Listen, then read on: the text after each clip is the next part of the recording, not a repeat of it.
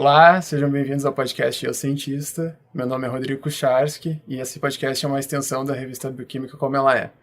Bom, vocês estão vendo que estamos num estúdio, é um ambiente diferente. O convidado de hoje é meu amigo, a gente estudou vários anos durante o colégio, participou também de algumas coisas que eu já citei aqui dentro do podcast. O nome dele é Leonardo Zarpellon, seja muito bem-vindo. Obrigado, vai ser um prazer aí conversar contigo e com o pessoal. Então tá, né? O curso dele é medicina, ele faz medicina na PUC, mas agora é a vez dele falar, então pode te apresentar, falar um pouco sobre teu curso, por que tu resolveu, como é que foi a trajetória para entrar. Tá, bom, então, como o Rodrigo falou, a gente estudou no Guanella junto, né, acho que fundamental e ensino médio todo, praticamente. Aí eu não sei quando que eu decidi fazer medicina, nem porquê, desde que eu me lembro, assim, eu sempre quis fazer. Eu cheguei a cogitar alguns outros cursos, mas nunca tão forte assim quanto medicina. Aí eu saí, comecei a pesquisar sobre cursinhos e tal. Aí tive suporte da família, né, apoio, aí eu decidi fazer. Aí levei 3 anos pra passar. No meu terceiro ano de cursinho eu passei. E aí tô cursando desde início de 2018, Tô no 7º semestre agora. E pra ti, assim, tipo, qual foi a chave, assim, quando tu passou, tu tinha um sentimento de que tu iria passar, assim, de que, por exemplo, tá, esse ano eu tô preparado? Sim, isso é muito evidente, assim, cara. A gente entra no cursinho, o primeiro passo... Claro, depende muito do ensino médio que tu fez, né? Mas o meu primeiro passo quando eu entrei no cursinho foi acumular conhecimento, que é algo que todo mundo tem que ter, bagagem. Então, estudar realmente conteúdo, física, química, tudo que cai. O segundo passo foi amadurecimento, realmente botar o estudo em primeiro lugar, que no meu segundo ano de cursinho, no segundo ano eu vacilei um pouco, assim, queria muita festa e coisas do tipo, mas estudava, assim, mas não dedicado. E o terceiro passo é saber passar na prova e ter maturidade para estudo, ter maturidade para saber que mesmo não gostando de literatura tu tem que estudar, mesmo não gostando de história tu não pode ficar só estudando química ou biologia. Então eu acho que é mais ou menos esses foram os meus passos, assim, é acumular conhecimento, depois decidir passar e depois ter maturidade para estudar, saber minhas falhas, saber como que eu tinha que estudar, quanto que eu tinha que estudar. Tanto que quando eu cheguei no vestibular, eu tinha muito mais certeza que eu passaria do que eu não passaria, né? Foi naquele ano que eu realmente resolvi estudar, eu passei em todos que eu fiz, nas particulares, né? E aí eu sabia que eu ia passar, então tu consegue analisar tua trajetória e saber se tu tá mais apto a passar ou não. Nunca tenho certeza, né? Mas no vestibular que eu passei, eu tava bem confiante, assim. E dentro do cursinho, tu aprendeu a gostar, por exemplo, de literatura, que nem tu comentou, não exatamente daqueles livros, ou, enfim, da literatura de forma geral, tu conseguiu, por exemplo, aprender a gostar? Sim, a gente tem que gostar de estudar, né? Começa por aí, assim, se tu vai, qualquer coisa concorrida que tu for fazer, tem que gostar. Eu sempre gostei de tudo, mas eu sempre gostei muito de exatas e ciências da natureza, né? Então, nos 2 primeiros anos eu deixava as outras de lado achando que eu ia compensar com essas que eu gostava. E no fim não existia, assim, pelo menos nos vestibulares que eu fiz não existia. Se eu fizesse 18 em literatura 19 na URGS, muito provavelmente eu já estaria fora, sabe? Então, tinha que estudar. E eu gostava, eu gosto de literatura, eu gosto de história. Mas quando tu tem que estudar tudo de uma forma meio que obrigada, é difícil gostar de tudo, não tem como. Tá, e o que te faz gostar de estudar? Tipo, qual é a graça? Cara, eu acho que, assim, talvez seja bem clichê o que eu vou dizer, mas eu acho que em qualquer cenário conhecer o mundo é um privilégio, eu acho. Eu acho que tudo que a gente ensina no ensino médio, se tu realmente estudar, te preparar, tu vai saber, tu vai sair conhecendo praticamente, pelo menos basicamente, muito pouquinho de tudo sobre o mundo, né? Então eu sempre gostei de estudar, claro que a gente tem todas as fases, né?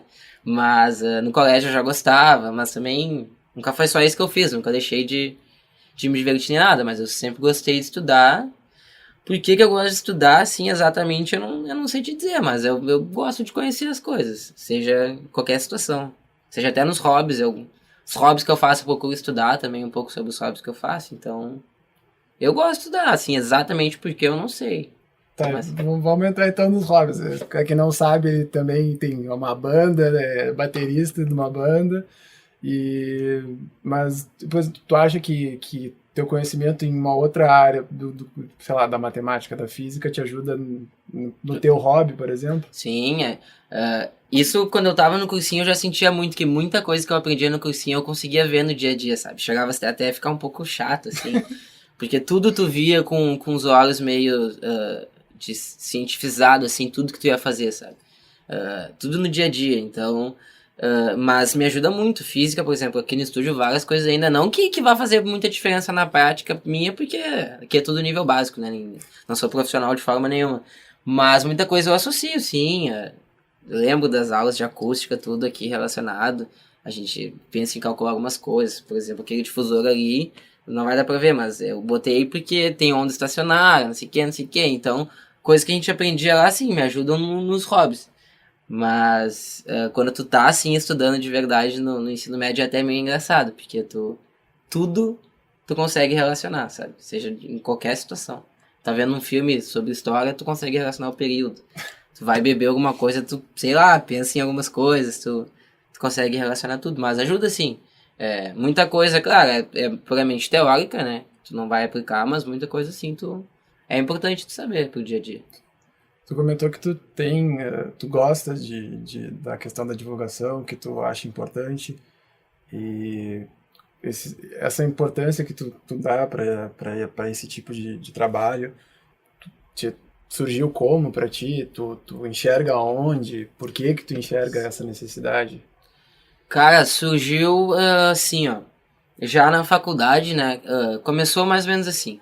Primeiro, quando eu fazia parte lá do grupo de laboratório, a gente fazia trabalhos, pesquisas, enfim, coisas muito específicas, né? Coisas que, normalmente, todos os trabalhos de ciência básica, eles são mais complexos do que os estudos clínicos, né?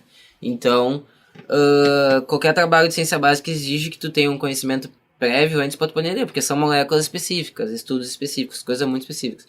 Então, eu tentava, por exemplo, chegar até mesmo para os colegas que não estavam dentro daquele trabalho, é difícil. Até mesmo para quem já está vencendo a questão acadêmica, se tu trazer algo muito específico, fica difícil da pessoa entender. Então, imagina para quem está de fora, né?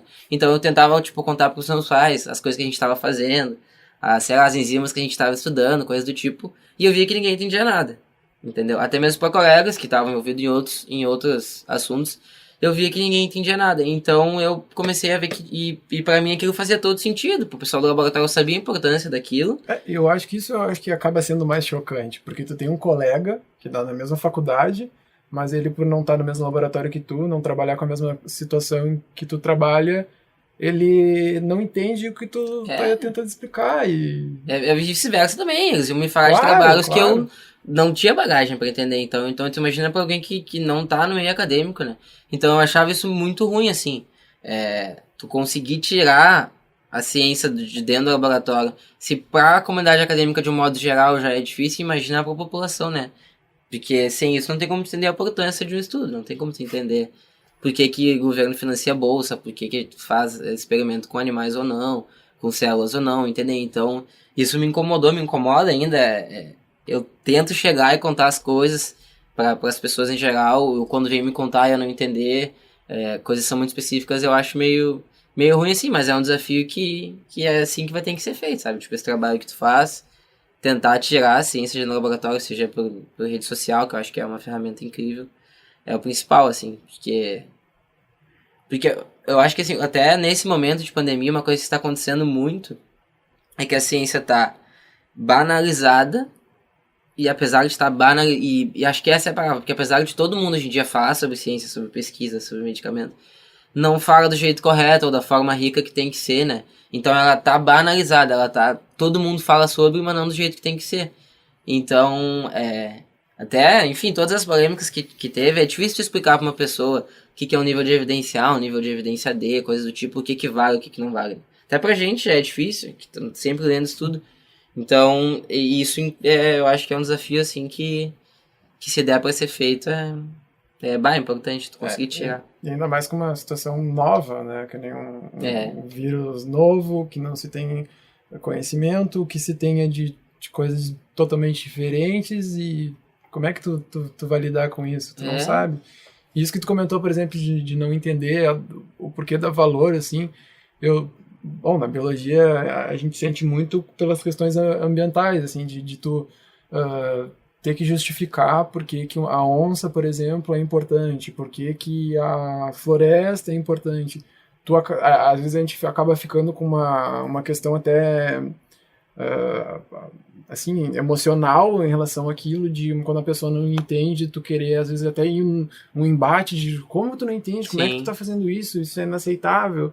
Só que às vezes a pessoa, por não ter a mesma bagagem que tu, não ter passado pela mesma experiência que tu, e também algumas certas vezes ela depende sim. daquela situação para também na questão financeira, faz com que ela não entenda. Para ela não faz sentido preservar aquilo, sendo que pode gerar dinheiro, ela não entende o Sim. valor daquilo. Até tem futuramente talvez saia aí um vídeo no outro canal sobre a importância das onças e em comparativo com a questão dos lobos de Yellowstone, né? Que quando, não sei se tu conhece o caso, Não. os Acho que lobos, não. os lobos foram, por exemplo, tem uma reserva em Yellowstone lá nos Estados Unidos que os lobos foram reinseridos e com essa reinserção dos lobos, né? Claro, existiu todo um outro estudo antes para poder acontecer isso e tudo mais. Sim. Mas depois que eles foram colocados novamente,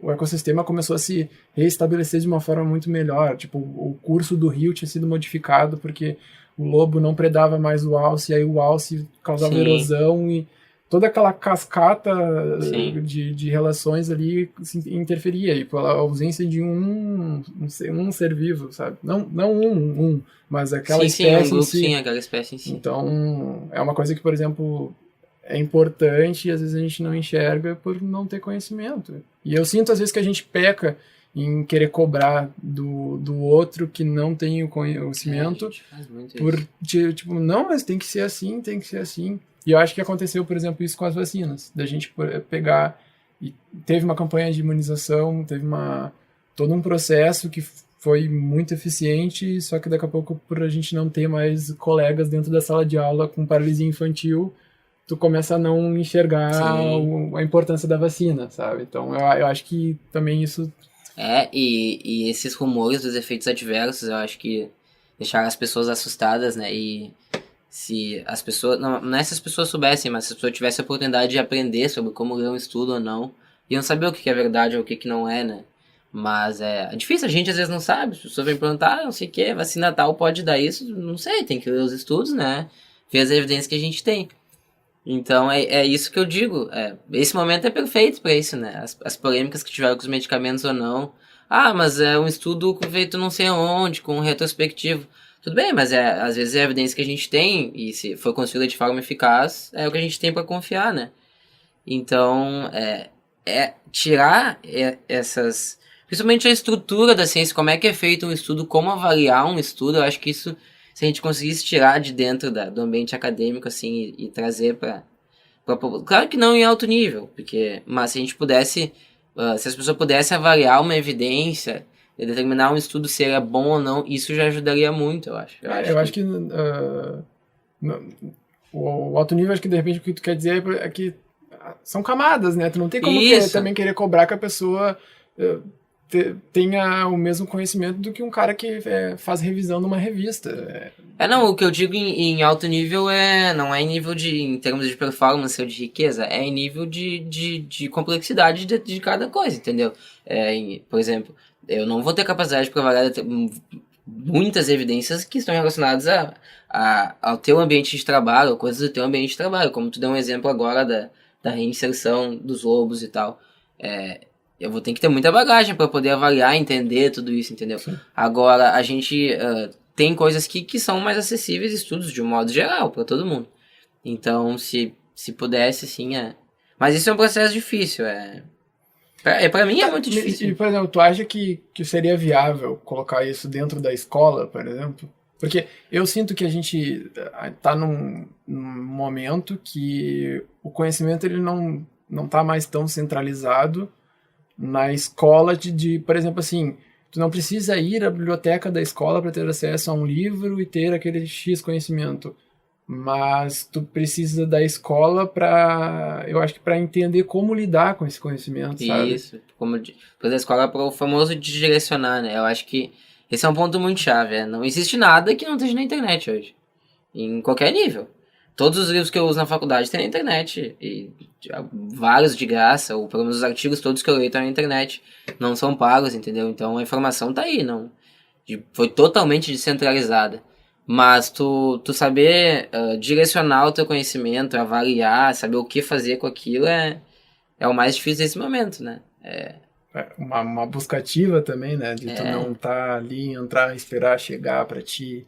Teve acho que foi, não lembro qual foi um programa, assim, que eu vi um cara que ele falou um negócio bem importante, assim, que antigamente os computadores eram raros, tudo que tu tinha aqui de informação que tu tinha que tentar era difícil conseguir, tu tinha que ir atrás de livros, não sei o que.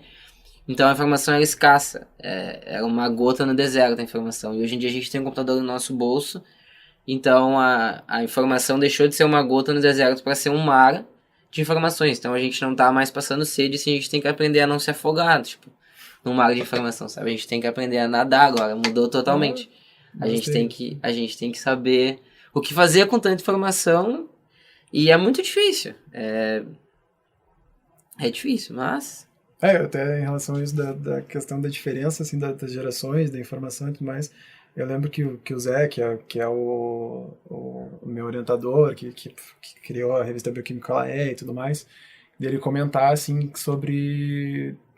quando ele estava fazendo, acho que o doutorado, e quando ele teve que fazer umas lâminas para projeção, assim, com os gráficos dos resultados que ele teve, assim, e tipo, a dificuldade que era para fazer aquilo ali, o valor que custava tu fazer um negócio aqui, então tu não podia fazer um gráfico, o gráfico tá errado, o teu orientador foi lá, revisou o gráfico e tu refez. Sim. Porque aquilo, não, tu já tinha que mandar o negócio exatamente, e também levar agora de mão em mão. E agora a gente já tem também muita ferramenta que já faz por ti, porque já tem a função ali que vai fazer o gráfico, então facilita demais, assim, mas a gente tem que aprender a usar. A internet veio pro bem, né? Trouxe muita informação e hoje a gente tá vivendo, principalmente nesse momento, uma questão de muita informação falsa, informação errada, pela quantidade de informações que tem, né? Então... Sim.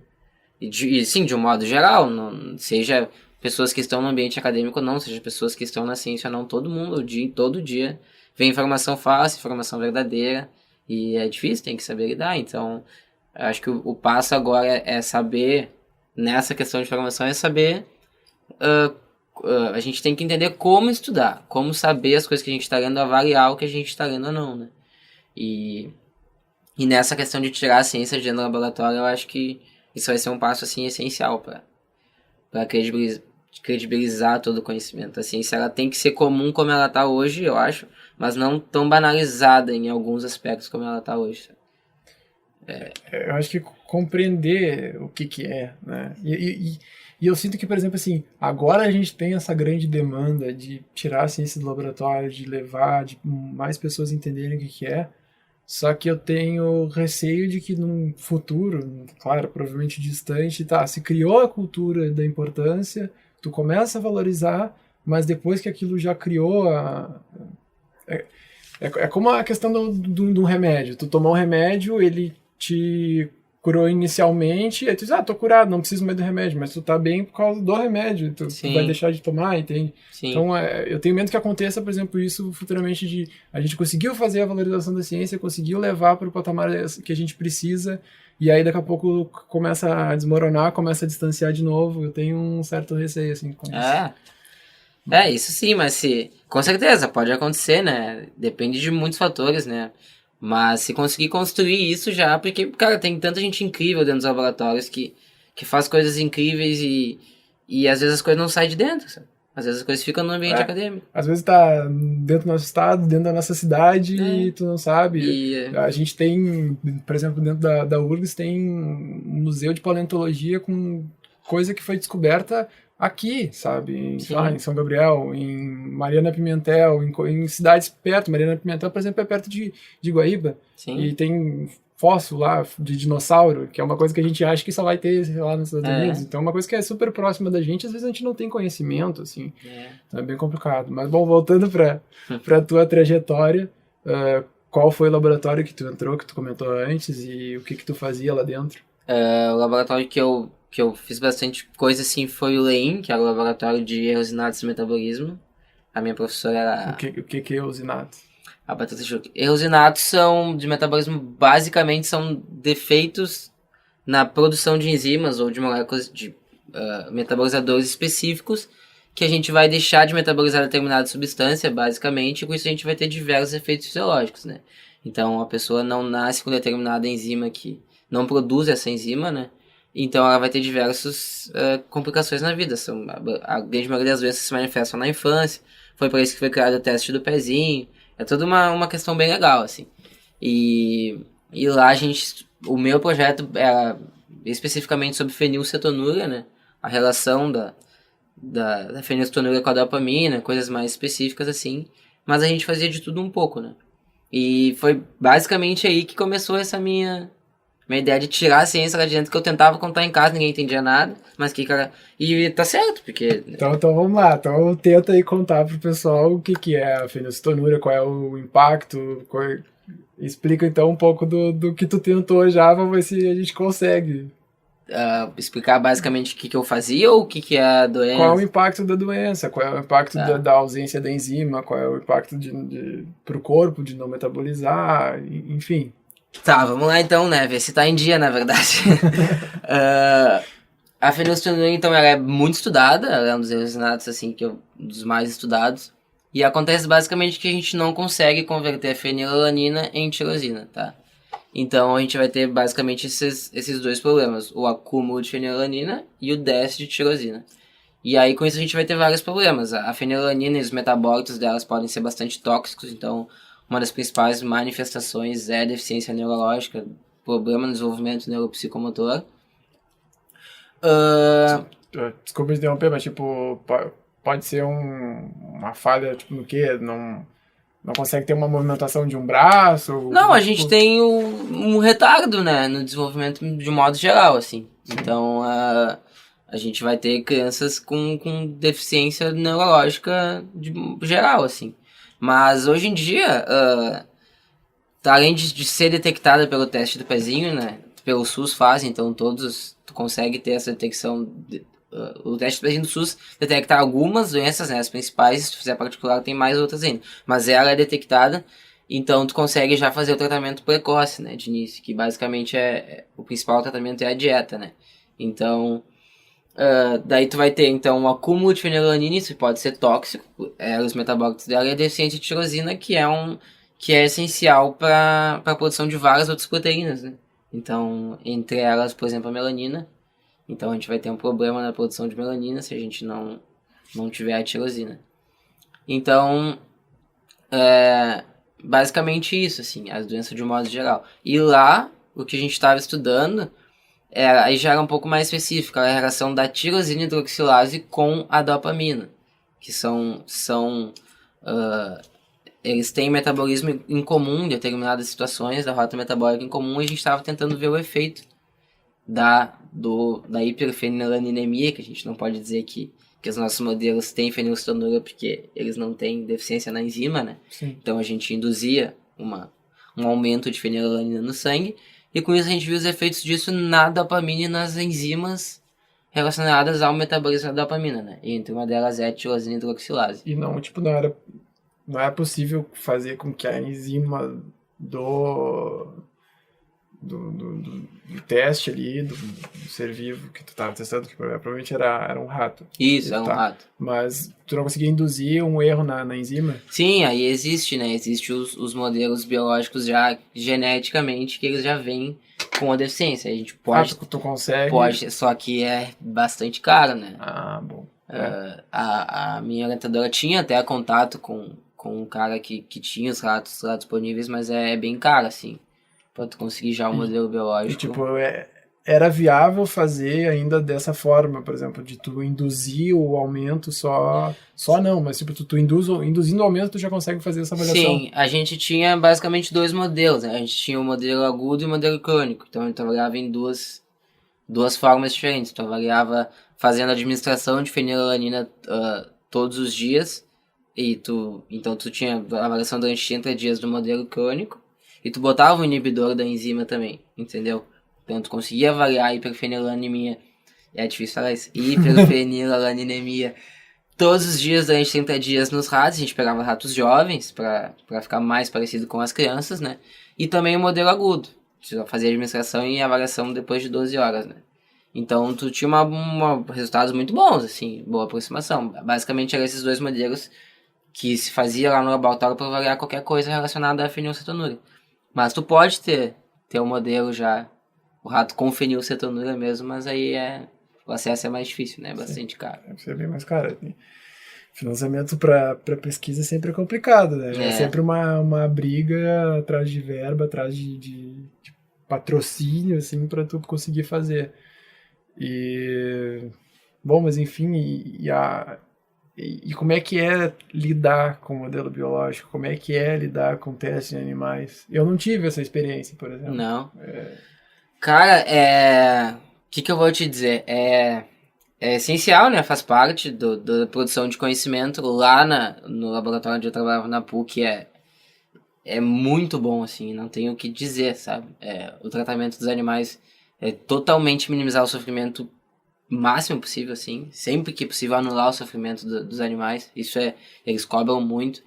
É tudo muito higienizado, os ratos têm rotina, tem hora de sol, hora de escuro, tem alimentação correta. Tudo, tu tem que estar todo trocar de roupa para entrar lá, tu não pode contaminar os ratos. É tudo bem, bem assim. Os ratos são muito bem. É tudo muito bem controlado para minimizar o sofrimento animal, né? Até eu lembro de uma cadeira durante a graduação, assim, que falava que, por exemplo, ele o modelo biológico, o rato, por exemplo, ele é mimado porque ele não pode ter nenhuma variação, tipo, ele não pode passar nem por nenhum estresse, por nenhuma situação ruim, porque aquilo pode alterar ele, pode alterar, sei lá, a expressão de uma enzima, pode alterar... liberação de hormônios, né? Criar um estresse para ele, então isso pode alterar daí no teu resultado. Então, tu quer que ele esteja da melhor forma possível. Então, isso seja com o rato, seja com uma mosca, seja com um peixe, enfim, né? E também tem um padrão, né? Tu não usa qualquer rato, não usa... Lá no SEMB, basicamente eles criam rato, camundongo e o peixe zebra, né? Os três modelos assim que eles mais trabalham. Mas eu sempre fiz com rato e com camundongo. E foi assim, Desculpa, até é desconhecimento meu, mas qual a diferença entre rato e camundongo? O camundongo é menorzinho, e tu vai usar para determinadas situações. Tu vai ter o teu modelo com camundongo e outras situações tu vai ter o teu modelo com rato. E aí vai variar muito em idade, né? São espécies diferentes e vai variar muito no teu modelo mais adequado para tua pesquisa, né? Por exemplo, se tu quer estar estudando de obesidade ou diabetes, tu vai usar um ratinho que esteja obeso. Se tu tá dando uma doença que é mais prevalente em idosos, tu vai usar um ratinho mais velho. No nosso caso, a gente, por exemplo, usava ratinhos de 30 dias, eram então jovens, né? Sim. Então, eles eram bem pequenininhos. Então, tu vai usar o modelo mais adequado para tua pesquisa, né? Aquele modelo que já tem demais. Tu pode fazer, se o peixe zebra for um modelo suficiente para ti, suficiente para avaliar aquilo que tu está estudando, tu vai usar ele, que é um modelo relativamente mais simples, né? Agora, se precisa do rato, tu vai usar. Daí vai de acordo com o modelo que tu tá estudando, assim. Sim. E tipo, por que tu saiu do laboratório, não saiu? Saí. Tá, por quê? Cara, eu sei porque a minha orientadora foi pro Rio. Ela se desligou da PUC e foi trabalhar na UFRJ lá. Até no fim a gente acabou esquecendo de comentar. Tu estuda na PUC aqui do Rio Grande do Sul, em Porto Alegre. E... então ela se desligou, ela foi pra lá porque ela vai trabalhar como professora ou ela foi convidada? Eu acho que a PUC fez uns reajustes ali, acho que desligaram ela, mas o marido dela já trabalhava lá, ela já trabalhava muitos anos com pesquisa, então ela saiu da PUC e já se encontrou lá, assim. Ela foi minha professora nas cadeiras de fisiologia e de bioquímica. Ela foi minha professora de bioquímica e fisiologia. E aí, elas que tinham que fazer, precisava de alguém para fazer cirurgias no ratinho e tal, e eu sempre gostei de cirurgia, né? E aí eu já me candidatei, disse, não, vou. Daí no início fui indo assim, depois logo ganhei uma bolsa, aí ganhei um projeto e tudo. E tipo, como é que tu avalia, por exemplo, a importância dessa situação externa ao teu currículo, assim? Tipo, tu teve que deixar de fazer alguma coisa sei lá, deixou de fazer alguma cadeira? Como é que ficou a tua dinâmica em relação ao curso, assim? Cara, foi bem tranquilo, assim, a gente conseguia ajustar bem os horários, sempre que eu tinha as tardes livres eu ia pro laboratório, né, mas nunca foi, assim, algo que me pressionasse, sabe, a orientadora era muito, muito legal mesmo, então sempre foi tranquilo, assim, de adequar, e eu gostava de estar lá, então nunca foi muito cansativo, mas nunca deixei de fazer cadeira nenhuma, nem nada, pra fazer a bolsa, né. E, tipo, que impacto teve, por exemplo, pra ti essa experiência, assim, tipo, o que ela modificou pra ti em relação à tua visão dentro da universidade, em relação ao teu comportamento, em relação às situações, assim? Cara, muita coisa. Como eu te disse, quando eu entrei no laboratório e eu via da forma tão rigorosa que tudo era feito, uma forma tão rica, um conhecimento todo que tinha envolvido, pessoas extraordinárias envolvidas, eu via que aquilo ali era essencial, assim, para tudo. A gente tem que valorizar muito a ciência, principalmente a ciência básica, porque ela é a mais difícil de ser feita. Tu fazer um ensaio clínico, tu pegar 100 pacientes para um lado, 100 pacientes para o outro, ainda que seja muito importante, tudo, óbvio que é tão importante quanto, mas é algo relativamente mais fácil do que tu construir a evidência ou um mecanismo de uma doença, ou um mecanismo fisiológico. Isso envolve muito tempo, envolve muita coisa. Eu acho que talvez essa facilidade que tu comenta seja em relação, assim, ao espaço de tempo, porque tu vai entrar, tu vai passar por aquele laboratório, tu vai desenvolver um projeto, mas esse teu projeto pode ser que não Sim. chegue a um ponto final, assim, de Sim, tipo... a imensa maioria, né? Até mesmo de estudos básicos que vão originar em estudos clínicos por moléculas, estudos básicos sobre moléculas que vão originar em medicamentos, a imensa maioria não dá em nada, né? E isso é uma coisa, assim, que a gente tem que ter cuidado, quem vai entrar na universidade, quem vai entrar para trabalhar com ciência, de tentar também não colocar, assim, não colocar sentimento, mas não tentar usar teu sentimento, por exemplo, que tu quer que aconteça tal coisa. Isso vai se tornar muito frustrante, assim, de tu querer que dê tal resultado, porque nunca vai funcionar em direção ao que tu quer, assim. Pode ser que ocorra que casualmente seja, mas não é assim que funciona. Até para exemplificar isso, a gente tinha seminários todas as semanas, a gente se reunia e alguém apresentava um artigo, ou trazia um trabalho, alguma coisa. E eu lembro que eu fui falar sobre o meu projeto, e aí revisando ali, alguns dias antes, a bibliografia tinha sido publicada num artigo bem há pouco tempo, que, enfim, falava que tu não tinha... Ele falava que meio que, assim, que o argumento teórico que eu tinha para justificar o meu projeto tinha uma evidência experimental de que aquilo não acontecia, entendeu? Então eu vou te dar um exemplo assim, eu tinha, sei lá, a minha argumento teórico é que se eu tenho um acúmulo de determinada substância, essa substância vai modificar a rota metabólica de outra. E aí, 5, 6 dias antes, eu li um estudo trazendo uma evidência de que não tinha o acúmulo dessa substância. Entendeu? Então meio que meu projeto não fazia tá errado. Entendeu? Mas tinha outros que mostravam que tinha, e isso é assim na ciência, né? Sim, depende da forma que foi avaliada. Tipo, também faz parte, tu vai ali, vai fazer, e se o teu realmente for lá e mostrar que não tem, tu vai engordar o conhecimento, tu vai criar mais uma camada reafirmando que aquilo realmente não acontece. Tanto que quando eu trouxe esse estudo, a professora falou assim, como assim, não pode? Aí ela trouxe vários outros que mostravam que tinha como determinada substância. Então, são evidências, né? Isso faz parte, não pode... Ainda que a gente se envolva muito e goste muito, não pode ter essa questão de, eu quero que dê certo meu projeto. E, só rapidinho. Não, vai. E uma coisa assim que eu acho que é muito legal, quando tu começa a fazer pesquisa, tu entra querendo mudar o mundo, né? Tu acha assim, vou descobrir um mecanismo de uma doença, ninguém mais vai ter a doença. E no final tu entende que, se tu plantar um negocinho assim, alguma informação nova, isso já enriquece muito, né? Tu acha que tu vai descobrir uma substância nova, alguma coisa assim, e depois tu vê que não é bem assim, né? Tudo é muito difícil em ciência. Pois é, né? Isso que é um negócio engraçado, assim, tipo... a gente tem muito, às vezes, a visão do estalo, do inventou isso, e que nem, por exemplo, se a gente for pegar o exemplo do Darwin, aí o Darwin descobriu a evolução, descobriu a seleção natural, Só que, se tu for ver, tu teve outras pessoas também Sim. pensando sobre aquilo no mesmo momento, que era o Wallace.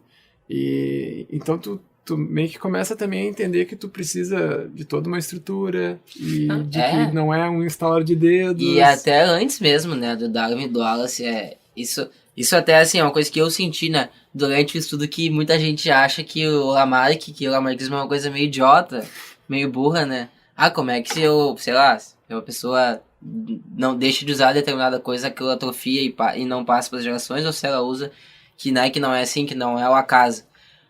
Mas, cara, isso foi essencial, assim, pra descoberta da teoria da evolução, pra continuar os estudos, ver que isso estava errado. Sim. Se for ver o Lamarck, não era um cara, ó, ele era um cara genial também, ele Sim, mas, por exemplo, o próprio Darwin teve coisas que ele publicou que se tu for, que tu é, for ver, não faz sentido, que aquilo é uma coisa que não está bem estruturada, que é uma coisa que ele não teve, não tinha força para justificar aquilo. Ele sim, faz parte, mas ele também, o sim, trabalho dele em relação a várias outras coisas foi é, é extremamente que significativo. hoje o lamarckismo, ele parece, apesar dele ainda parecer errado hoje em dia, a gente estuda muitas coisas pro lamarckismo ainda. No ensino médio e às vezes até no ensino superior, sabe? É. É errado, mas muitas vezes a gente ouve, por exemplo, assim, seres humanos não têm apêndice porque não deixaram de comer tanto folhas, né? Deixaram de metabolizar tanto celulose. Isso é um pensamento marxista, mas tu explica muita coisa por isso, por exemplo, entendeu? Então, coisas desse tipo, assim. Então, porque faz sentido. Sim, faz sentido até certo ponto. Claro, quando tu começa a aprofundar e tu vê uma falha, aquilo começa a É, te dar começa a quebrar o sentido. Tu chega a um ponto que tu, tá, mas nisso aqui não justifica. Tá, e aí como é que sim, faz? Ah, mas o outro jeito isso justifica. Então tu começa aí. e de um modo mais direto faz mais sentido tu pensar assim do que pensar que tudo que tá aí veio ao acaso, né? É, Surgiu é ao que eu, acaso e foi dando certo, digamos assim, de uma forma bem superficial falando, né? É que eu Surgiu ao acho que acaso e deu certo. essa coisa de, por exemplo, a gente não ser central, a gente não ser algo. A gente não é um ser vivo especial. A gente é mais um. Sim, Se a gente for pensar nessa história dentro do mundo, dentro da história da vida, é um estalar de dedos, é um piscar de olhos, é uma coisa muito pequena em relação a todo o outro tempo que tem. E isso para é. nós, pro nosso ego, faz mal, Claro, assim. Então, ainda além de ser só mais um, não foi nada projetado, nem foi por necessidade que o ser humano fosse desenvolvimento. Foi ao acaso, suas características surgiram do nada e deu certo, assim, e foram efetivas para determinados ambientes. Então é difícil tu pensar isso. e nem é melhor do que o que estava Sim, antes. Tipo, tudo isso são não. coisas que, claro, para quem vive. ah, ah, bom, para mim o maior exemplo foi que eu, tipo, durante quando eu era pequeno, tinha amigo que gostava de dinossauro, eu ficava, tipo, pensando. E isso foi muito engraçado, mas eu acabei pensando sobre isso numa cadeira que era de psicologia do jogo. E aí eu lembro que a gente foi numa loja e aí tinha tipo, uns negócios de dinossauro, assim, aí eu pegando sobre aquilo ali, eu tava pensando, pô, eu lembro que eu tinha um amigo que tinha brinquedo de dinossauro e eu achava tosco aquilo porque ele ficava acreditando em coisa que não existia. Tipo, Ah, eu lembro de sim. eu pensar isso. Aí depois de começar a estudar mais, a entender como é que funciona, mas é toda uma escala, assim, que aí tu começa, pô, o negócio faz sentido, cara. E Cara, aí tu começa a te tirar desse papel central, assim. E isso é um exercício, eu acho que é difícil demais, assim.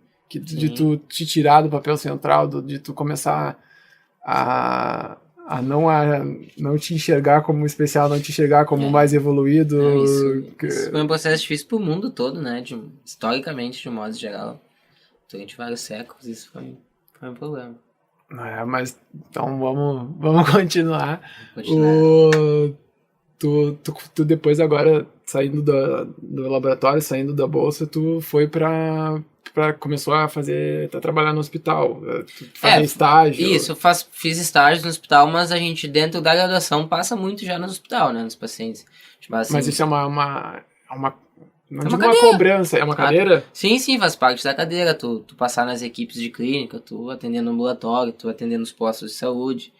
Claro, sempre com orientação, supervisão, tudo, né? Óbvio. Sim. Mas faz parte da graduação das cadeiras tu ir nesses lugares. E em que semestre que isso acontece, por exemplo? Cara, na medicina começa, pelo menos na PUC, no quarto semestre, e aí no quinto, sexto que tu começa mais a parte bem clínica, assim. Pois é, tipo, olha como é estranho isso.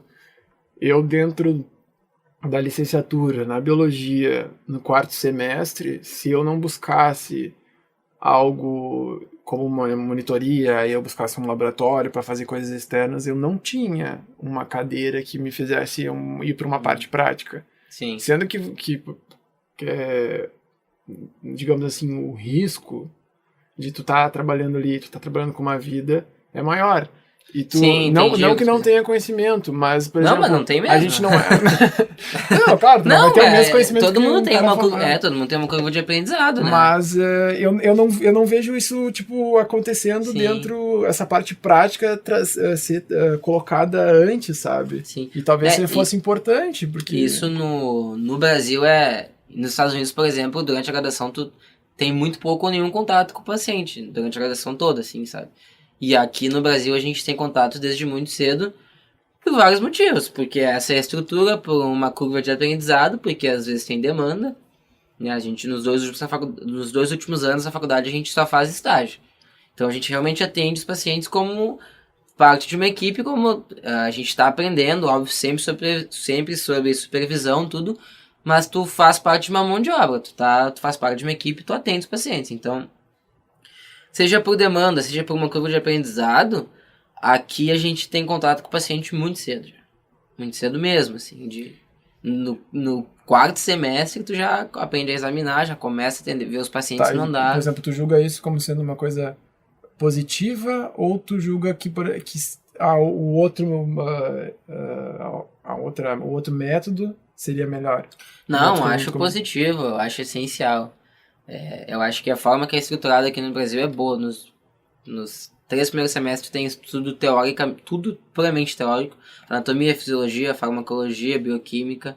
Estudos teóricos que são essenciais para tu compreender, né? Tipo, Qualquer tipo de ciência da saúde. Pra poder depois te ramificar dentro qualquer do ciência curso. da saúde. Eu lembro até, só para te exemplificar, que a gente estava no segundo semestre ou no terceiro, a gente estava tendo uma reunião com os professores e uma colega minha falou assim, eu tô ansiosa, não vejo a hora da gente aprender a aferir a pressão de um paciente, aprender a escutar um paciente. E a professora falou assim, te entendo, com certeza, mas antes de aferir a pressão e de escutar, tu tem que entender por que é importante aferir a pressão, o que é a pressão, entendeu? Por que tu tá fazendo isso? Então, entender o mecanismo fisiológico, entender o sistema cardiovascular, entender o sistema... Então, tudo isso tu tinha que estudar antes. E aí... Desculpa me interromper, mas eu achei legal, por exemplo, quando a gente falou ali, o exemplo que a professora foi dar, ela trouxe um monte de perguntas juntos, assim, junto. Então, e é muito importante, porque às vezes a gente faz um processo, a gente faz tá fazendo uma atividade e não tá se perguntando por que funciona assim, como é que isso acontece.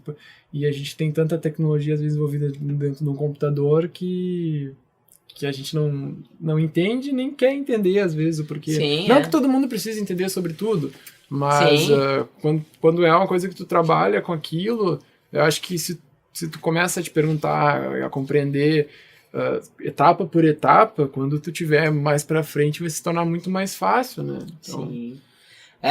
Tem falas que marcam a gente, né, de professores. Teve uma outra professora também que, na primeira aula dela sobre fisiologia, ela fez uma fala assim de uns 15 minutos que eu não esqueço. Que ela falou que se a gente não quisesse saber muito sobre fisiologia, a gente ia se tornar médico, a gente podia até se tornar bons médicos. Mesmo sem entender muito fisiologia, mas ela disse que a gente ia ser bons médicos técnicos, a gente ia ser bons técnicos, a gente ia, ao escutar, saber identificar um som, saber o que ele significa, mas não necessariamente a fisiologia por trás daquilo, a ciência básica por trás daquilo. Então o que ela queria propor pra gente era que a gente estudasse fisiologia, que ainda como uma ciência básica, para que a gente não fosse lá na frente técnicos, só profissionais. Mas talvez esse profissional, se tu coloca uma perturbação dentro daquele cotidiano, eu acho que ele já não saberia responder da mesma forma. Ele já tem que retroceder e... Porque se tu coloca, tá acostumado a sempre tal tal coisa, resultado tal coisa, resultado tal. E aí daqui a pouco não deu o resultado que tu esperava. E isso aí como é que tu faz? Aí, o peso da especialidade, né? Isso é algo que é um dilema, assim, pra quem tá fazendo, sabe? Ao mesmo tempo que tu quer ser especialista, eu quero ser neurocirurgião, eu quero abrir tórax. Isso é muito legal, é muito importante. A gente tem que ter, quanto mais especialista alguém for numa coisa, mais bem esse problema vai ser resolvido. Mas ao mesmo tempo tu abre mão de muitas coisas, né? Já dizia o homem, cada escolha é uma renúncia, né? Então, é o peso da especialidade. Então, é muito importante tu conhecer fisiologia, ciência básica, anatomia. Eu não imagino medicina sem anatomia, e eu já tive colegas que disseram que não gostam. Pois é, aí que tá. Eu sou um que imaginar. eu tenho restrição em relação à anatomia, mas não de não gostar do conteúdo. Eu às vezes tenho restrição da forma como se cobra aquilo, de tu ter que lembrar de cada coisa. Como é que foi isso pra ti? Tipo, como é que tu passou qual foi a tua experiência dentro da cadeira de anatomia? Como é que foi a cobrança pra ti, o sistema de provas, de avaliação? Porque eu acho que eu tenho uma certa restrição porque já é dividido a anatomia de fisiologia. Sim. Então tu tem uma coisa que tu meio que pega uma base para entender, sendo que pega uma base da anatomia para entender a fisiologia, sendo que eu acho que a coisa devia ser muito mais ligada, assim, muito mais junto. A fisiologia ela é a união de tudo, né? É bioquímica, é anatomia, histologia, tudo junto. Sim. Então é a mais complexa de todas. Mas sobre a anatomia especificamente, eu lembro que logo que eu cheguei, foi uma das primeiras cadeiras que eu tive. No segundo dia de aula eu já tive contato com os cadáveres, foi meio choque, mas passou rápido assim, né? Mas a primeira vez que eu tinha visto um corpo. E no início foi bem empolgante, assim, eu sempre gostei muito de anatomia. Tanto até que a gente fez a liga de anatomia, a gente tem até hoje. Mas as cobranças, principalmente no segundo semestre, começaram a ficar muito puxado, assim, a cadeira de anatomia pra gente. Muito puxado mesmo. É muita coisa pra saber. De tudo. Mas aí que tá. Tipo, é muita coisa pra saber. Mas tu sabe? Tipo... Entendi. Não, muita coisa eu não sei. Muita coisa eu lembro de anatomia, assim. Mas principalmente quando tinha alguma relação, alguma explicação lógica que aquilo fosse entender, que eu fosse entender. Agora, exatamente. Nome por nome, não. Tem muita coisa que eu não sei e duvido alguém que saiba tudo. Pois tipo, a minha restrição, assim, em relação à anatomia é isso, de tu cobra o aluno de que ele saiba, tu vai botar uma peça, não sei se era o cadáver todo, mas, por exemplo, pega uma peça anatômica e ali tu aponta tais músculos, tais ossos, tal artéria, tal veia, mas tu não sabe, tipo, direito o porquê daquilo ali, sabe? Daí tem momentos e momentos, né? Tem coisas que tu vão te cobrar porque tem que ser cobrado, porque faz parte, a gente sentia isso nos professores, isso não é tão importante, mas tem que ser cobrado. E tem coisas de anatomia que realmente são importantes, que tu vai levar pro resto da tua vida em medicina, que tu vai precisar, entendeu? Exato, e aí que tá, e por isso que eu acho que às vezes o ensino é falho quando tu cobra dessa forma de apontar nome, sabe? Sim, não sei se... Não, isso assim, não é nem muita coisa, a maioria das coisas eu não me lembro, entendeu? Tem, até porque é inviável. É muita coisa, a maioria das coisas eu não me lembro. Mas tem coisas que isso aí depois tu vai aprender aos poucos, né? Isso aí faz parte. Mas a anatomia foi legal, muito mais legal no início do que no final, apesar do segundo semestre ser mais legal. Porque daí o primeiro semestre é só osso muscular, no segundo que a gente tem mais sistemas, né? Mas a cobrança, assim, no final, prova prática e teórica era algo bem difícil, porque é muito conteúdo. Muito conteúdo. Eu imagino. A minha anatomia até não foi muito forte, assim. Eu fiz um ano na Ritter, tive anatomia lá. Lá a gente não trabalhava com cadáver, era só... Essas manequins. Isso. Daí... Mas foi engraçado porque eu senti que eu aprendi muito mais lá, porque o professor era muito bom, assim, e do que, por exemplo, dentro da URGS. E foi uma das poucas cadeiras que eu senti essa diferença, assim, de eu sentir que eu aprendi mais lá na Ritter, assim. Então, tipo, lá dentro eu tive uma experiência tão forte que sei lá, daí eu chegar na anatomia ali da URGS com o que eu tive na biologia, eu não sei porque é tão desvalorizada, sucateada a anatomia dentro da biologia, assim, por exemplo, no meu curso, que provavelmente em outros não seja melhor, mas eu senti isso, assim, eu não sei se Sim. o curso não dá tanto valor, não sei, eu senti que tava meio jogado, assim, e eu sabia, mas eu sabia porque não porque eu tava estudando ali, não porque eu tava vendo ali, é porque eu já tinha visto, sabe? Sim. Aquilo foi meio... Isso a forma de avaliação influencia muito, né? O professor também influencia muito. Eu lembro que o professor que mais me chamou a atenção, assim, que eu realmente aprendi alguma coisa sobre o osteomuscular foi quando um professor de fisioterapia entrou para dar aulas de medicina para pessoal da medicina também. E ele explicava de uma forma que fazia muito sentido, sabe? Enquanto a gente, a princípio, tinha que decorar onde era a origem e a extensão de um músculo, e depois decorar a ação e coisa do tipo, ele disse, vocês não precisam saber, se você souber onde o músculo tem origem, onde ele se insere, tu vai imaginar dois vetores um contra o outro, e contra eles tu vai saber o movimento. E eu nunca mais esqueci, entendeu? Pô, faz todo sentido. Exato, e Se o aí é que músculo tá, é isso que eu acho que é o que a gente precisa, entendeu? que falta, assim, Então, sabe? se eu sei, por exemplo, que o músculo começa aqui no quadril e termina no joelho, eu sei que eu vou ter dois vetores um contra o outro, o movimento vai ser esse, entendeu? Coisa do tipo. Então, isso varia muito de professor, varia de... Mas tudo faz parte, né, cara? Eu acho que cadeiras, vai ter algumas que tu vai amar, vai ter outras que tu vai Não, odiar. sim, faz O parte importante é tu total. aprender um pouco, melhor de um pouco em todas e também estudar muito por ti, né? E tu falou de professores agora, eu tinha comentado antes na introdução ali, como é que foi pra ti a experiência lá dentro do Guanella, no laboratório que a gente tinha a Sim. aula externa, assim, uma aula Uma extra. extracurricular, assim, que o nosso professor de biologia, ele abriu a aula ali, né, depois do horário Sim. normal, revitalizou, deu vida para aquele laboratório que tinha dentro do colégio que não era usado, assim, tipo, como é que foi essa experiência para ti, assim? Foi muito massa, né? Acho que a gente chegou a fazer junto, né? A gente Sim. fez... eu lembro que eu ia em todos, assim, era facultativa, assim, não tinha Sim. cobrança nenhuma, né? Não valia a nota. Era de tarde, no horário fora de aula, e eu lembro que eu ia em todas, porque eu gostava, sempre gostei de biologia, e ele era um professor também muito bom. E lá foi meu primeiro contato, assim, com o laboratório. Muitas coisas que eu fiz lá, não esqueço ainda. Tipagem sanguínea, eu lembro até hoje como foi feita. Eu lembro daquela aula, sabe? Como é que é feita, por que é feita. Várias coisas que aconteceram no laboratório eu lembro até hoje. Tu fez acho que foi até tu que fez uma experiência com o tropismo das plantas, Sim. eu lembro até hoje. Várias coisas eu lembro, lá foi meu primeiro contato com o laboratório e foi bem massa, assim. Tudo que envolve prática, eu gosto. Eu acho muito triste, assim, foi uma das coisas que, tipo, na época eu acho que, não sei se talvez a gente desse, acho que dava valor até porque a gente ia no negócio que era detalhes que não valia nota, mas talvez não tivesse a noção do impacto disso para depois, assim. Sim. Eu vejo quão aquilo fez diferença para mim para poder ter noção de conseguir, na hora de decidir o curso, saber qual que ia fazer. Sim. Coisa que é super difícil. Sim. Mas tá, e como é que foi? Como é que tá sendo a tua experiência dentro do hospital agora? Como é que tá? Cara, agora... Ainda mais na situação que a gente tá vivendo, assim. Agora não tem nem como descrever o quão bom é, né? Passei basicamente um ano... não em casa, porque a gente tinha algumas aulas práticas, mas a minoria dos dias da semana a gente ia pros postos ou fazer alguma coisa assim ou outra.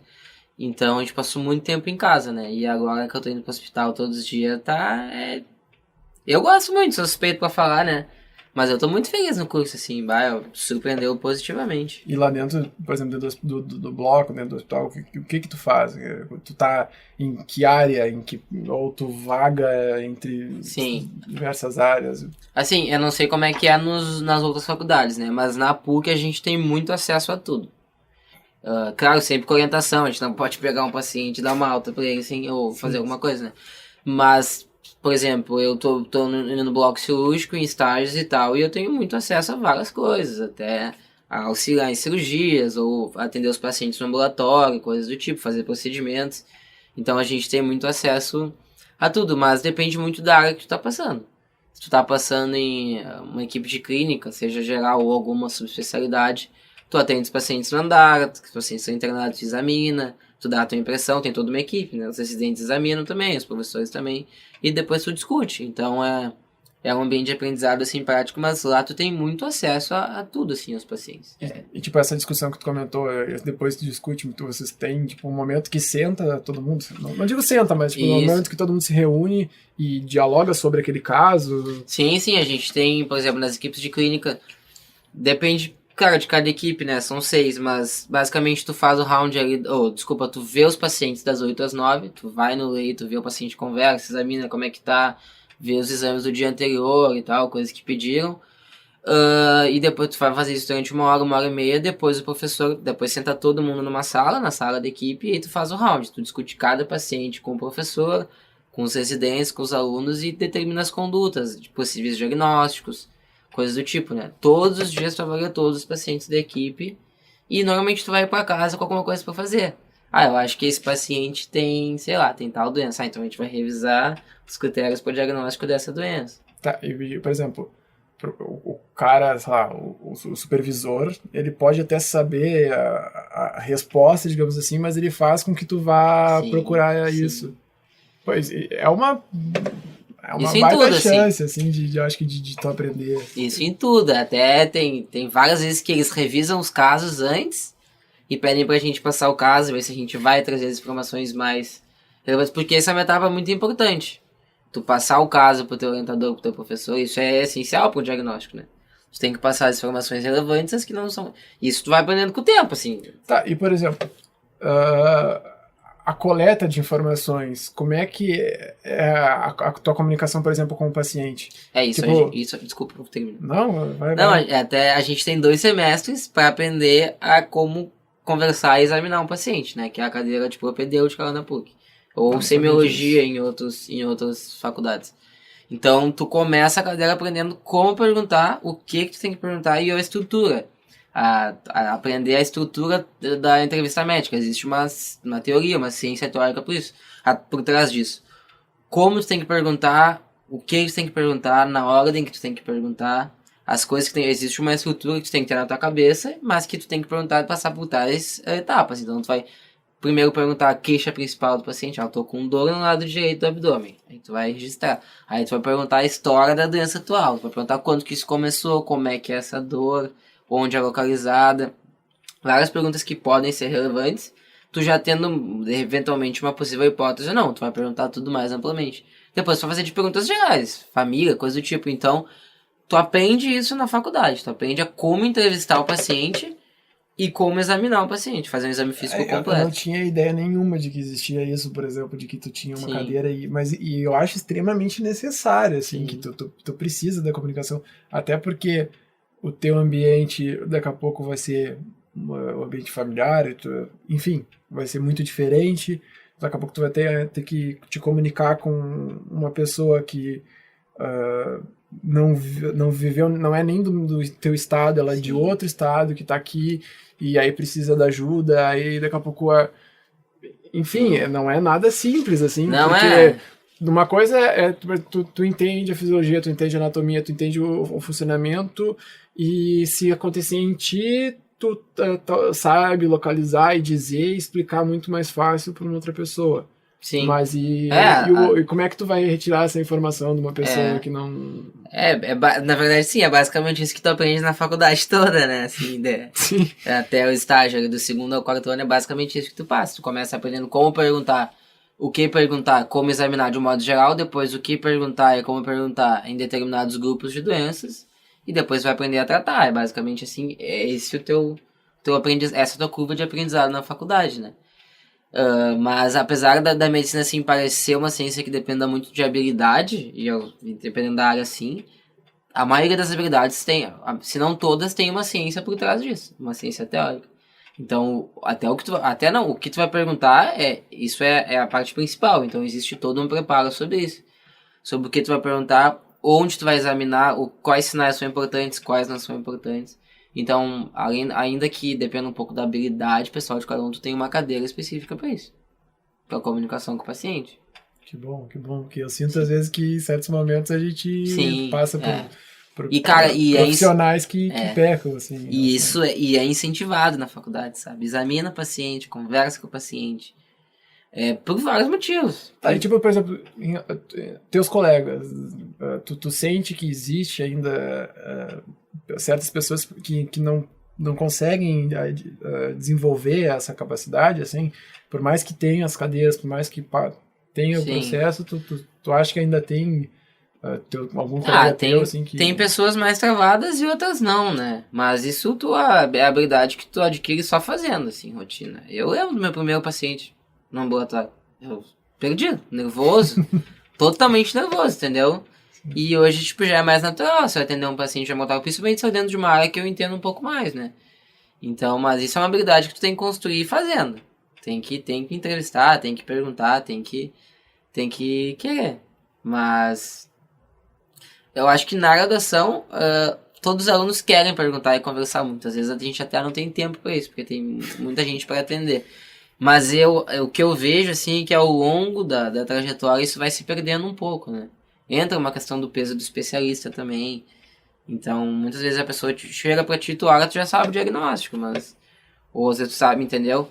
Então, isso eu acho que... Mas, por exemplo, mesmo que tu saiba, que tu identifique, veja ali, tu tem que perguntar. Claro, não, e é o que eu tava dizendo, ó, é importante por vários motivos tu fazer uma boa entrevista. Pra tu ter um diagnóstico mais confiável, pra pessoa se sentir mais acolhida, acho que esse é o principal. A pessoa tem que se sentir acolhida, ela tem que ser confiante, que daí ela vai te falar coisas. Pra tu poder também, a pessoa chegou às vezes com uma dor aqui, mas tu também pode ajudar ela de outras formas daqui a pouco.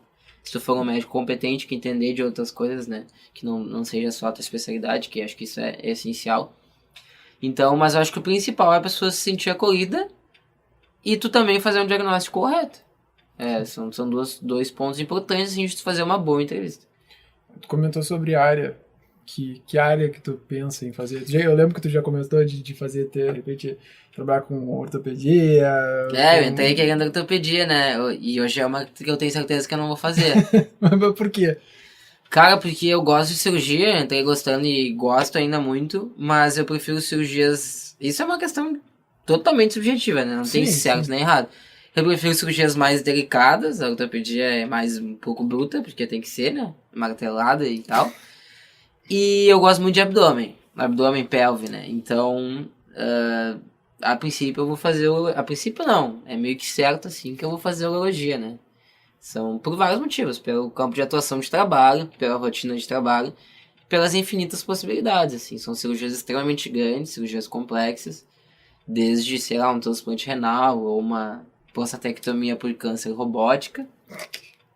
O que seria isso, mais ou menos? Por exemplo, o paciente tem câncer de próstata, tem que tirar a próstata, né? E tu fazer, por exemplo, por vídeo ou robótica, as cirurgias que levam... A robótica até é mais rápida, mas por vídeo leva às vezes 6 horas, 7 horas, né? São cirurgias grandes, por exemplo, um transplante renal, ou enfim, um esvaziamento pélvico, coisas grandes, ou até, por exemplo, vasectomia, ou cirurgias mais ambulatoriais, né? Querendo ou não, também é uma forma de te desafiar, assim, né? Tipo, eu quero tentar fazer isso, que é mais difícil, tu acha que não, assim, ou é por gosto? Sim, eu na verdade sim, sendo bem, acho que isso acontece com a população de um modo geral. Eu entrei na faculdade não sabendo que o urologista era cirurgião. Sabe? Eu não sabia que o urologista era cirurgião. Achava que o urologia tratava trato genital masculino, consulta e deu. E se tu for ver, é uma especialidade que tem 6 anos de formação de cirurgia, né?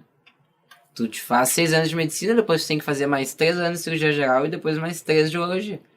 Então são 6 anos de residência. É uma especialidade bem específica. Faz alguns anos que é a especialidade cirúrgica mais concorrida. Também não tinha noção disso. Tem mais concorrido que torácica, que é aparelho digestivo. Eu acho que pelo campo de trabalho, pelo mercado de trabalho, e eu suspeito de falar, eu acho muito interessante, né? Então, a princípio é meio que certo, assim, que eu vou pra Uro, porque... Mas, tipo, o que te causa, assim, esse interesse, assim? Tipo, por quê? Isso é difícil, né, explicar, sim, cara. Eu te entendo que é difícil, assim, mas sim. Tu não tem alguma coisa que tu poderia pontuar, assim? Tem, acho que assim. Eu gosto muito de cirurgia, mas também gosto de clínica, faz parte da medicina, tem que fazer clínica, né? Tu tem que examinar, eu gosto muito de clínica. Então eu já... O que seria, por exemplo, a clínica? Por exemplo, basicamente quando tu faz medicina, tu decide entre clínica e cirurgia. Cirurgia são especialidades cirúrgicas, que tu vai abrir o paciente e fazer cirurgia. E a clínica é, por exemplo, o cardiologista, O nefrologista são pacientes que são médicos que tratam os pacientes que têm ou doenças crônicas ou doenças que não precisam de intervenção cirúrgica, que vão tratar com medicamentos. Então, basicamente são essas duas áreas que tu vai dividir, né? E aí tu tem várias áreas que tu tem a residência na especialidade clínica e na cirúrgica. Por exemplo, tu pode fazer neurologia clínica, que tu vai tratar a esclerose múltipla, doenças clínicas, ou neurocirurgia, tu vai tratar tumores cerebrais, coisa do tipo. Então são duas residências diferentes. Por exemplo, cardiologia ou cirurgia cardiovascular, são duas residências diferentes. O cardiologista vai tratar hipertensão, algum problema de válvula, coisas do tipo. E o cardiologista vai fazer, por exemplo, ponte de safena, vai tratar malformações, o cirurgião cardiovascular, desculpa, malformações, coisas do tipo. E essa é basicamente a diferença entre clínica e cirurgia. E a urologia é uma especialidade muito mista. Tu não tem urologista clínico e urologista cirúrgico, entendeu? Mas, tipo, ela é mista porque ainda não foi dividida ou ela é mista porque necessita de ser mista?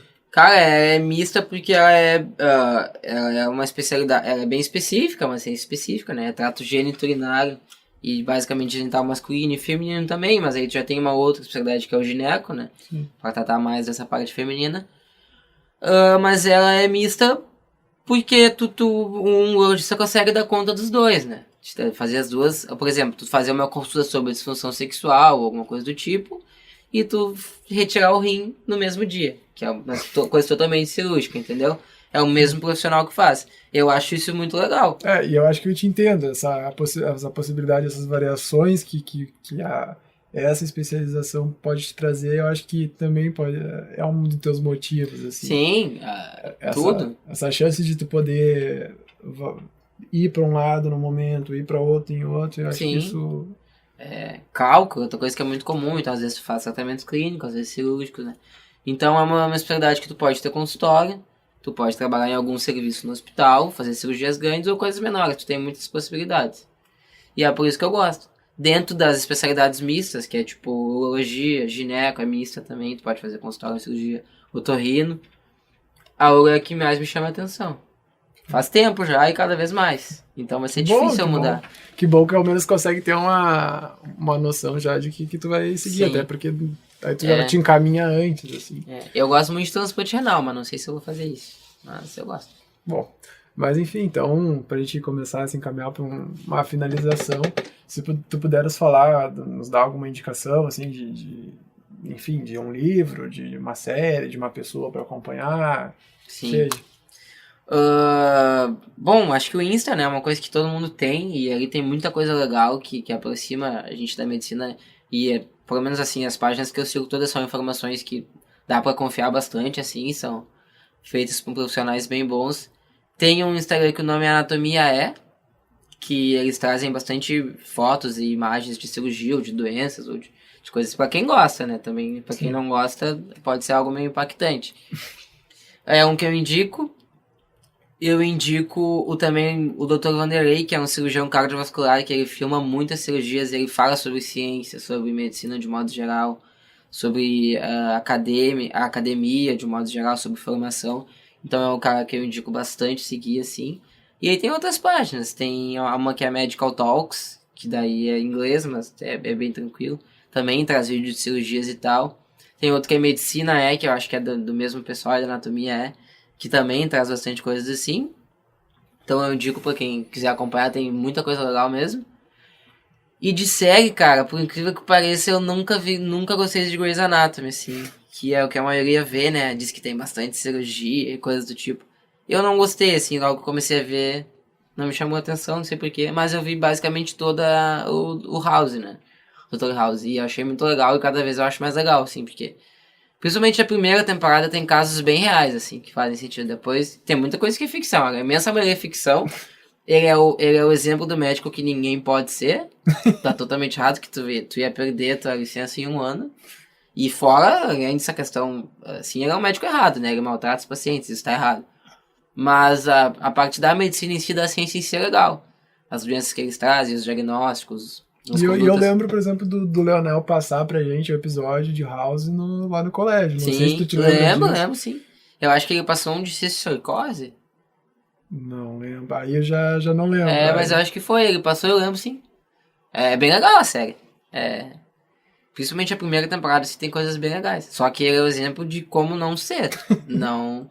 Por mais que... Primeiro que não tem como alguém saber tudo, sabe? Começa por aí. Eu admiro o roteirista da série, o trabalho que deve ter pra poder escrever tanta coisa, assim. E segundo que o jeito que ele age com os pacientes é totalmente errado, ele mente pra todo mundo. Mas é legal. E a série traz reflexões legais, assim. Eu indico, assim, pra quem... Mas eu indico principalmente pra medicina do dia a dia, assim, de entender os casos, entender essas páginas do Instagram aqui que são bem legais. Então tá, perfeito. Te agradeço muito pela presença. Espero que vocês, então, acessem... outra coisa, se tu quiser também deixar tuas redes sociais, não sei se tu quer. Posso deixar, eu não posto muita coisa de medicina, assim, às vezes posto uma coisa ou outra, mas meu Instagram é @leozerapelon, o Face eu não uso mais. E acho que é basicamente isso, assim, de rede social e Instagram. Quer deixar também o Instagram da banda aí? Sigam a gente, Acústica Zero, tá? @Acústica Zero, a gente tem música no Spotify já, tem clipe no YouTube, assim, quem quiser dar uma olhada. Lá também tem os shows que a gente faz. Então, @Acústica Zero. E vou deixar mais um Insta, que é da liga que eu faço parte, que a gente também tá começando agora, que é a Liga de Anatomia Humana da PUC, que o Insta, se não me engano, é @LIAH. Mas se botar a Liga de Anatomia da PUC já aparece. Tá, a gente vai postar bastante coisa lá de anatomia aplicada, né? É isso que eu ia perguntar, tipo, o que vocês fazem? Tu chegou a comentar antes, eu até ia perguntar e acabei esquecendo. O que é a Liga de Anatomia? A nossa ideia, cara, é justamente o que a gente estava falando antes. É unir a anatomia à clínica. Por que é importante saber algumas coisas de anatomia? Por que algumas doenças são puramente anatomia, outras não? Então a nossa ideia é aplicar a anatomia à medicina do dia a dia e a todas as ciências de modo geral, né? Nossa principal ideia é trazer todos os cursos, trazer gente de todos os cursos para falar de alguma forma que a anatomia é importante em todas as áreas que esse curso puder. Então se a gente quer trazer gente da fisioterapia, explicar por que na rotina deles a anatomia é importante, o pessoal da enfermagem, o pessoal da biologia, o pessoal da nutrição.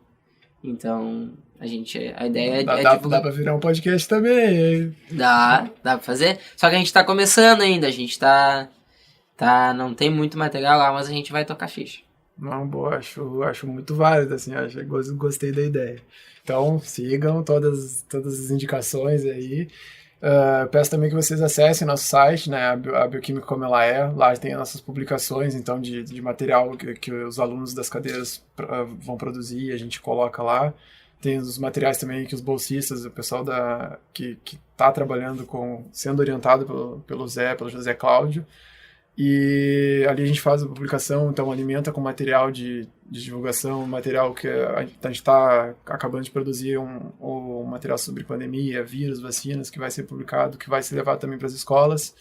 Então a gente pede que vocês acessem lá, que acessem também nossas redes sociais, daqui da Bioquímica Como Ela É. É tudo a Bioquímica Como Ela É em Instagram, Facebook, site, enfim. E que acessem, seja no YouTube ou nos outros agregadores também, nos nossos outros episódios.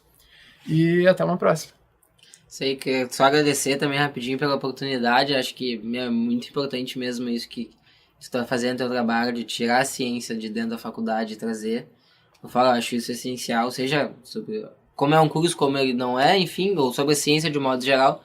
Então, obrigado pela oportunidade mesmo, fiquei muito feliz pelo convite. Deus livre, eu fico feliz de poder também estar com o meu amigo de tempos, também já poder falar com outra experiência e outras situações. Muito obrigado, desculpa não calar a boca, mas... Mas é isso aí, até uma próxima, pessoal. Tchau, valeu, obrigado.